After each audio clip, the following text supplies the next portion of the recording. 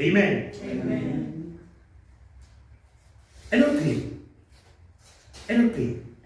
Fear not. Fear.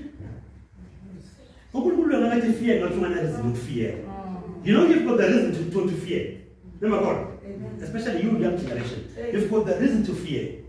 We are supposed to make school you have. Mama has it. Mama has it. I'm not mad. You need university in because of the fear. With access no man school, no man funda. My not big situation and we kaya. I'm not doing it. This baby fear not. Fear not. Do you know what to do